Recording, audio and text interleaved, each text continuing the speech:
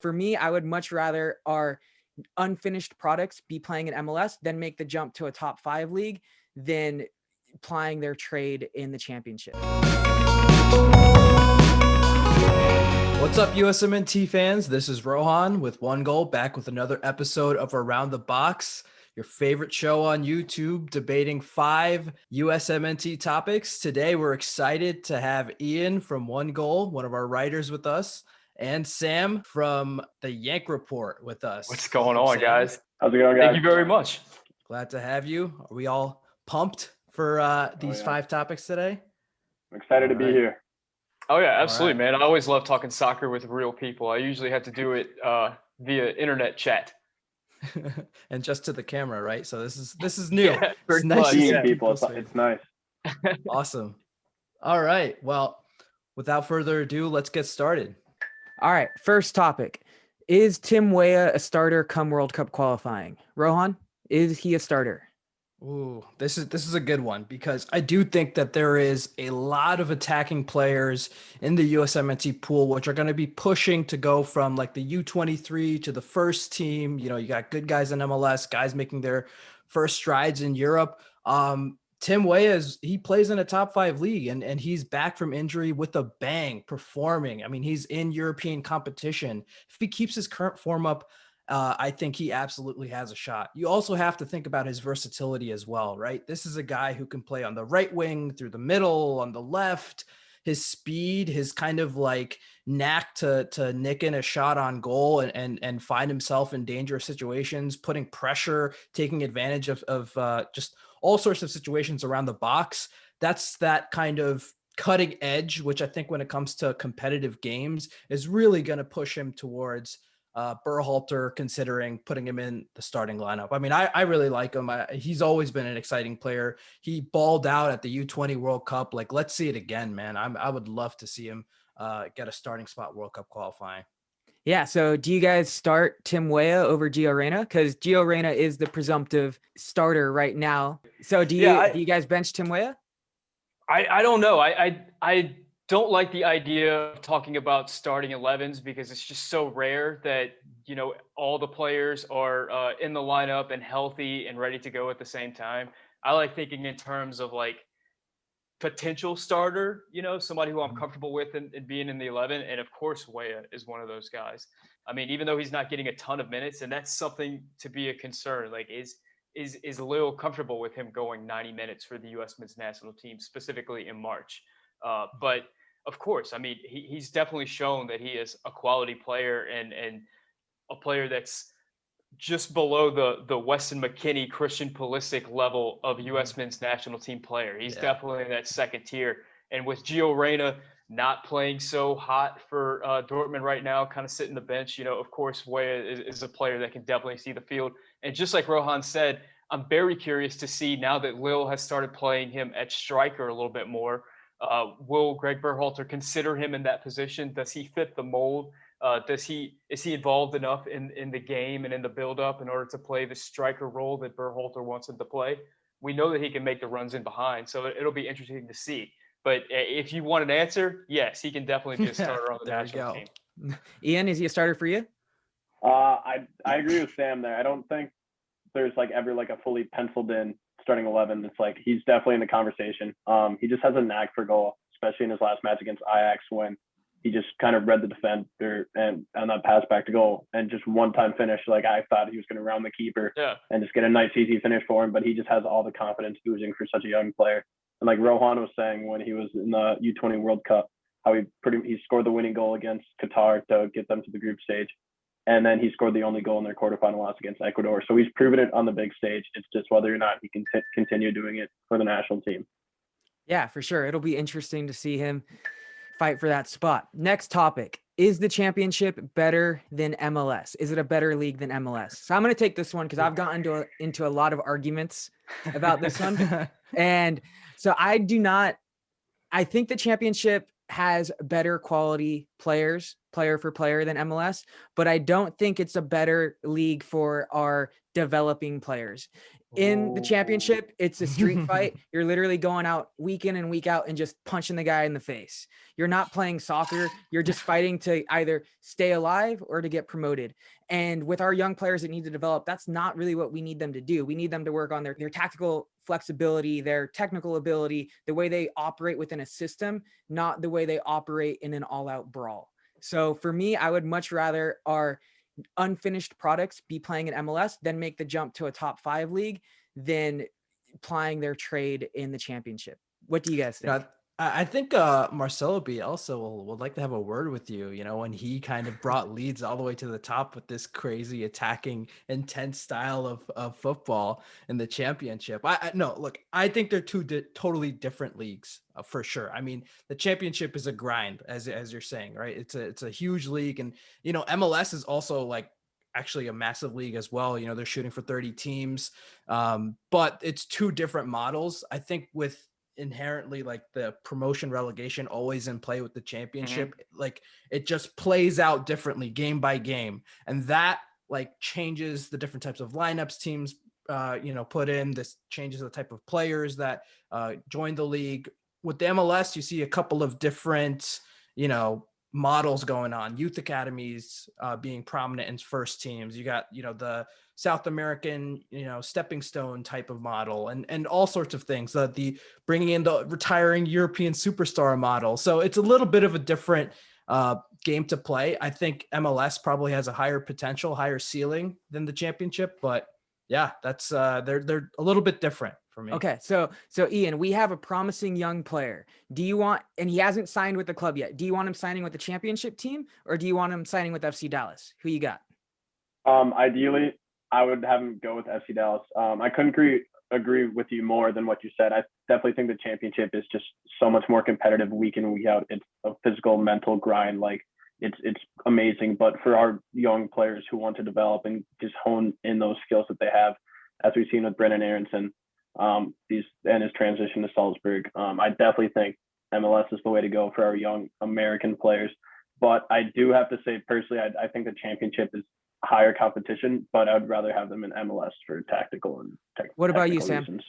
I mean, it's a totally different environment. MLS is really like a best 11 type league where you might have 1 or 2 superstars, and then you have like 8 other locked in players, and then a lot of other just roster fillers. Whereas in the championship, you're going to have 23 guys, even more than that are all gunning for that starting position. And if you have a bad performance, you could be out. There's no designated players in the championship. Everybody is fighting for their position every week. And then like a lot of other ex-professional players say, whenever you come to MLS, there's that there's a bell. All right. So I'll let you take, since you got cut off, I'll let you take this one. So we all saw this week, Absolutely. the Olympic rosters get announced, and Efra is on both Mexico's and the US's roster. All right. So you're the coach, right? You're Jason Kreis. You're creating your 20-man roster. Is Efra part of it?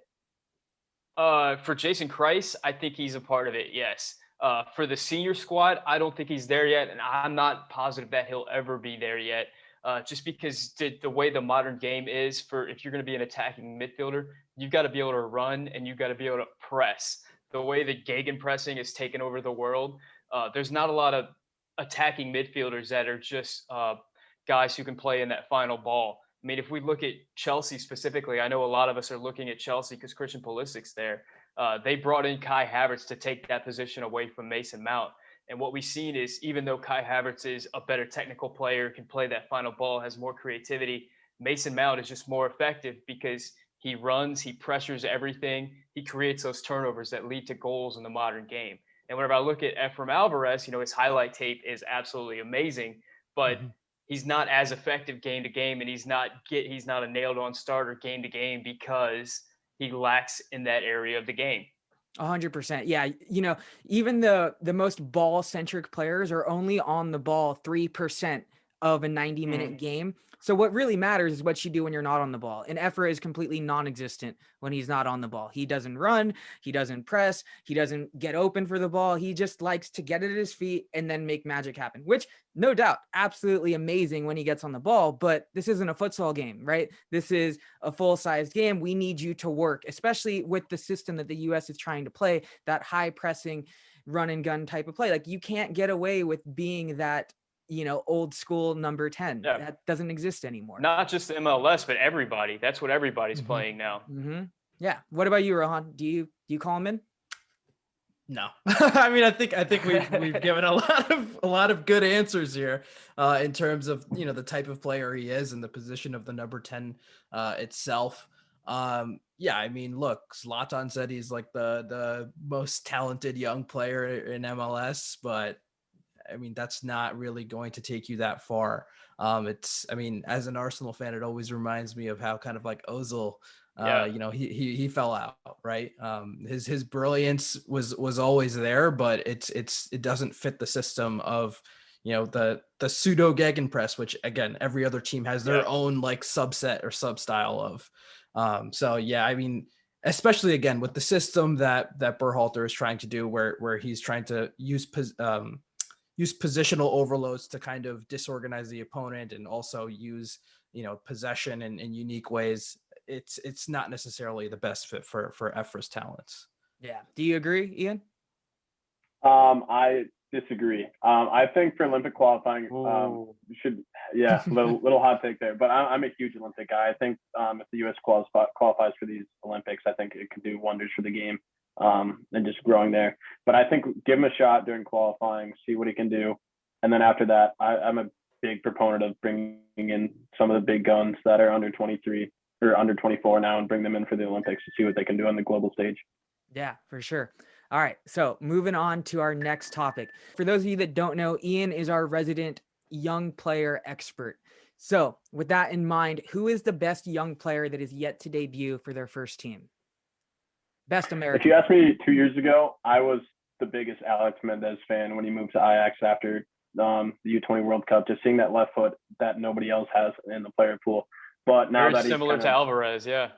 Mm-hmm. Yeah, just an absolute beauty of the left foot. But now I'd have to go with Malik Sanogo, the 16-year-old at Union Berlin, who is, I believe, either a triple or a quad national who could represent a plethora of other countries. But just his ability to finish, he has unreal pace, is able to get behind defenders, take on defenders one-on-one, and just do everything with both feet. I just think he's definitely someone that the U.S. would be able to snag with Berhalter and the crew to get them to wear the red, white, and blue for the U.S. I think it would be an unreal get for them. So you're confident he'll commit to the U.S. in the long term? Assuming all his other nationalities call him up and they all want him, he would choose the U.S.? I sure hope so. I mean, there's rumors on his social media that he, I remember something was like a German or American, and he said American on his own Instagram. And I think I'm pretty certain that the U.S. actually reached out to him this past winter to just show their interest in him. But I'm a huge fan of his game. I'm pretty sure he had 16 goals in 21 games, which was second in the U17 Bundesliga. So, and he's actually training with the Union Berlin first team right now, because I believe their season is canceled right now, the U17. So he's definitely one to look out for, and he is a top prospect. Cool. Yeah. So speaking of multinationals, Sam, I know you have a dual national on your list. Who is your young player to watch? Oh yeah, Alex Akala. I was just listening to Lexi Lawless's podcast that he was talking about. Don't do that. You deserve better. He was talking about Akala. I mean, he's a player that a lot of people are excited about right now, and I think he's 15 years old and just signed a contract with the LA Galaxy, and he also Man City has an option to buy him whenever he turns 18, so he already has the bona fides right there. And I think most importantly, he's a Mexican American. And if you search his name right now on YouTube, you're going to get a ton of YouTube videos in Spanish with El Tri's logo on them, because the Mexican fans are already all over this kid. And I just think in the American soccer landscape, where you have just such a huge Mexican American fan base that are watching El Tri and they're watching Liga MX, if we could ever get a prominent American star that has Mexican heritage, a prominent Mexican American on the national team, it would be so huge for the growth of just the national team and to win over some of those Mexican American fans. Yeah. Do you think we can turn him? Do you think, because I know right now his allegiance is with Mexico, but do you think Yeah, well, we've yet to turn a real Mexican American that has opportunities with the Mexican national team. It hasn't happened yet. So I don't know. I have no idea. We're talking about a 15-year-old kid. I don't know what the next few years are going to bring, but that's definitely a guy that's circled right now. Yeah, especially because once as we bring these guys in, not only does it make our team better, but it also weakens the Mexican team, right? Which essentially makes us better. So seeing as they're our number one rival, we need to do that. All right, to close out here, Rohan, who would you go with in your starting lineup? Paxton Pomykal or Brenden Aaronson?